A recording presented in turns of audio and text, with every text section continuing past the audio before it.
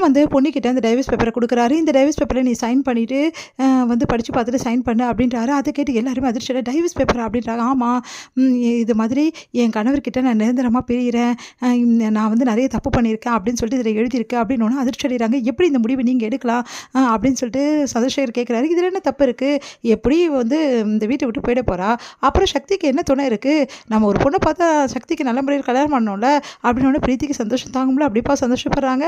அப்போ வந்து கண்டிப்பாக வந்து இவ போனால் இவகிட்டேருந்து வந்து டைவர்ஸ் வந்தால் தானே சக்திக்கு கல்யாணம் பண்ண முடியும், மியூச்சுவலாக பிரிஞ்சா தானே, அதுக்கு தான் பேப்பரில் சைன் வாங்குறேன், இதெல்லாம் டிசைட் பண்ண நீங்கள் யார் முதல்ல அப்படின்னு சொல்லி சக்தி கேட்குறாரு. என்ன மாப்பிள்ள இப்படி சொல்கிறீங்க, நான் முடிவெடுக்கக்கூடாதா, அவள் தப்பு பண்ணியிருக்கா, அவளுக்கு இந்த தண்டனை தான் கரெக்டு, என்ன அத்தை சொல்கிறீங்க, நான் சொல்கிறது கரெக்டு தானே, ஆமாம் நீங்கள் எடுத்த முடிவு கரெக்டு தான் மாப்பிள்ள அப்படின்றாங்க. ஜெயாவும் பார்த்தீங்களா அத்தையே சொல்லிட்டாங்க, இந்த வீட்டுக்கு பெரியவங்க அவங்களே சொல்லிட்டாங்க, அதுக்கப்புறம் என்ன இருக்குது இதில் அப்படின்றாங்க. உடனே சந்திரசேகர் செமையாக டென்ஷனாக, இந்த முடிவை நீங்கள் எப்படி எடுக்கலாம், நீங்கள் வேணும்னே வந்து இந்த மாதிரி பண்ணிட்டுருக்கீங்க அப்படி சந்திரசேகர் சொல்கிறாரு.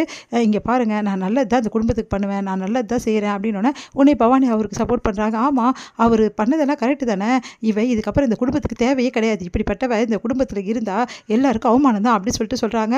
உடனே வந்து சக்தி வந்து மாமா நீங்கள் ரொம்ப ஓவராக போகிறீங்க மாமா, இது நல்லதே இல்லை மாமான்றாரு. இருங்க மாப்பிள்ள உங்களுக்கு நல்லது தான் நான் பண்ணுறேன், இப்போ புரியாது உங்களுக்கு, அப்புறமா கண்டிப்பாக புரியும் அப்படின்றாரு. உடனே வந்து சந்திரசேகர் இதை நான் ஒத்துக்கவே மாட்டேன் அப்படின்றாங்க. உடனே வந்து ஒத்துக்கினாலும் இதுதான் முடிவு, இங்கே பாரு பொன்னி, நான் எடுத்த முடிவு கரெக்டான முடிவு தான், இந்த முடிவுக்கு நீ கட்டுப்பட்டு தான் ஆகணும், நீ தான் வந்து இந்த வீட்டை விட்டு போகிறேன்னு சொல்கிறல, அப்புறம் என்ன கழுத்து போட்டு கொடுத்துட்டு போ, நாங்களாவது நிம்மதி ஆகும்ல அப்படின்னு, இப்போ என்ன உங்களுக்கு நான் கழுத்து போனேன் அவ்வளோதானே, ஆனால் ஒரே ஒரு விஷயம் மட்டும் உங்கள் எல்லாருக்கும் சொல்லிக்கிறேன், ஒரு வேளை நான் உண்மையை நிரூபிச்சிட்டேன்னா அதுக்கப்புறம் என்ன நடக்கும் அதை சொல்லுங்கள் முதல்ல அப்படின்னோன்னா அப்படியே அதிர்ச்சியாக பார்க்குறாரு. என்ன நடக்கும், நீ உண்மையை நிரூபிச்சுன்னா இதே வீட்டில் இருக்கலாம், அது எப்படிங்க, நான் உண்மையை நிரூபிக்கலைன்னா இந்த வீட்டில் வந்து நான் போயிடணும், அதே டைமில் கையெழுத்தும் போட்டு கொடுக்கணும், ஆனால் நான் உண்மையை நிரூபிச்சிட்டா மட்டும் நான் வந்து இந்த வீட்டில் மட்டும் இருக்கலாம், மற்றபடிலாம் என் மேலே விழுந்த பழியோ எனக்கு ஏற்பட்ட பிரச்சனைக்கோ எந்த பதிலும் சொல்ல மாட்டிங்களா அப்படின்னு சொல்லிட்டு கேட்குறாங்க. அதுக்கு வந்து என்ன பதில் சொல்கிறதுன்னு அப்படியே யோசிக்கிறேன், என்ன பதில் சொல்கிறது, இப்போ நீ என்ன எதிர்பார்க்குற, நீங்கள் என்ன எதிர்பார்க்குறீங்களோ அதே தான் நானும் எதிர்பார்க்குறேன், நான் இந்த வீட்டை விட்டு போய் இன்னும் நீங்கள் எதிர்பார்க்குறீங்கல்ல, கையெழுத்து போட்டு கொடுத்துட்டு போகணும் எதிர்பார்க்குறீங்கள, அதே மாதிரி தான் இந்த வீட்டில் என் மேலே யார் பழி போட்டாங்களோ அவங்களும் சரி, என் மேலே பழிக்க காரணமானவங்களும் சரி இந்த வீட்டில் இருக்கக்கூடாது, நான் போயிட்டோன்னாலும் சரி நான் இருந்தாலும் சரி இந்த வீட்டில் அவங்க இருக்கவே கூடாது, ஆனால் நாங்கள் போகிறது உண்மைதான், நான் வந்து உண்மையை நிரூபிச்சுட்டு கண்டிப்பாக இந்த வீட்டை விட்டு போயிடுவேன், ஆனால் இந்த வீட்டில் அவங்க நான் போகணுன்னு கூட இருந்துட்டு இருக்கிறதுக்கு வந்து அவங்களுக்கு அருகதை கிடையாது, என்ன நீ இப்படி சொல்கிற அப்படின்னு வேற எப்படி சொல்ல முடியும், என்னை மட்டும் வீட்டை விட்டு அனுப்புறீங்கல்ல, அதுக்காக தான் நான் சொல்கிறேன், நான் உண்மையை நிரூபிச்சிட்டேன்னா எனக்கு வந்து இந்த பழியை போடுறதுக்கு காரணமான பிரீத்தியும் சரி, அதே மாதிரி இந்த விஷயத்துக்கு யார் இன்வால்வ் ஆகியிருக்காங்களோ அந்த நபரும் சரி, அது யாருன்னு எனக்கு தெரியல ஆனால் நான் கண்டுபிடிப்பேன், அந்த நபரும் சரி இந்த வீட்டில் இருக்கக்கூடாது, என்னது நம்ம இந்த வீட்டில் இருக்கக்கூடாதுன்றாலே அப்படின்னு சொல்லிட்டு சுந்தரம் யோசிக்கிறாரு. அது எப்படி முடியும், நான் தான் சொல்கிறேன்ல, நான் நிரூபிச்சிட்டா வந்து பண்ணி தான் ஆகணும், நீங்கள் ஒரு கண்டிஷன் போட்ட மாதிரி நான் ஒரு கண்டிஷன் போட்டு தானே ஆகணும் அப்படின்னு அப்படியே அதிர்ச்சியாக பார்க்குறாங்க.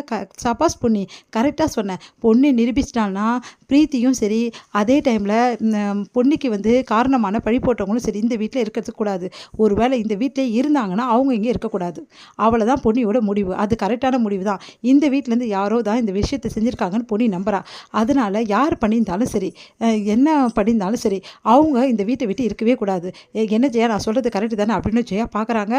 கரெக்டு தான், ஜெயாவே அமைதியாக தான் இருக்கா, அதனால் இதுதான் பொன்னியோருக்கு வந்து கரெக்டான முடிவு பொன்னி அப்படின்னு சொன்னோன்னே பொன்னியை பார்த்துட்டு ஒன்றும் புரியாமல் சுந்தரம் யோசிக்கிறா, இவன் நிரூபிச்சா தானே இந்த கதை அப்படி சொல்லிட்டு, நீ நிரூபிச்சா பார்க்கலாம்லாம் இல்லைங்க, உண்மையிலே இந்த வீட்டை விட்டு போய் தான் ஆகணும் அப்படின்னு அப்படியே பார்த்து பிரீத்தி முறைக்கிறாங்க. உண்மையிலேயே ஓ மேலே தானே தப்பு, நான் ஏன் இந்த வீட்டை விட்டு போகணும் அப்படின்னு பிரீத்தி சொல்கிறாங்க. உடனே வந்து கரெக்டு, என் மேலே தான் தப்பு, என் மேலே தப்பு இல்லைன்னு நான் நிரூபிச்சிட்டேன்னா அப்போ என் மேலே தப்பு இல்லைன்னு தான் அர்த்தம், அப்போ நீயும் சரி எனக்கு வந்து இந்த பிரச்சனையை கொண்டு வந்தவங்களும் சரி இந்த வீட்டில் இருக்கக்கூடாதுன்னு தான் அர்த்தம் அப்படின்னு எல்லாருமே அப்படியே பார்க்குறாங்க. அப்போ கூட நீ என்ன சொல்ல வர, இந்த வீட்டில் இருக்கவங்க வேறு யாரும் தான் பிரீத்தி கூட சேர்ந்து இந்த மாதிரி பண்ணியிருக்காங்கன்னு சொல்ல வரியா, அது எனக்கு தெரியாது, நான் நிரூபிச்சிட்டேன்னா கண்டிப்பாக இருக்கக்கூடாதுன்னு தான் நான் சொல்கிறேன் அப்படின்னு அப்படியே பார்த்து முறைக்கிறாங்க பவானி. ஜெயா வந்து சொல்கிறாங்க, இப்போ என்ன உனக்கு, நீ உண்மையை நிரூபிச்சிட்டா யார் உனக்கு மேலே பழி போட்டா அவங்க இந்த வீட்டில் இருக்கக்கூடாது அவ்வளோதானே அப்படின்னு, ஆமாம் அவங்க இருக்க மாட்டாங்க, அதே மாதிரி நீ உண்மையை நிரூபிக்க போகிறதும் இல்லை, நிரூபிச்சா பார்க்கலாம் அப்படி சொல்லிட்டு போகிறாங்க ஜெயா. அதை கேட்டு வந்து சுந்தரத்துக்கு ஒன்றுமே புரியல, அடிவேரே கலங்குது, என்னடா இது இப்படியாவது ஒரு வேளை நம்மளை வீட்டை விட்டு அனுப்பிச்சிடுவாங்களோ, இந்த பொண்ணு நிரூபிச்சா அதனால் நிரூபிக்க முடியாது அப்படின்றாங்க. பொண்ணையும் சைன் பண்ணி கொடுத்துட்றாங்க. இது ஒரு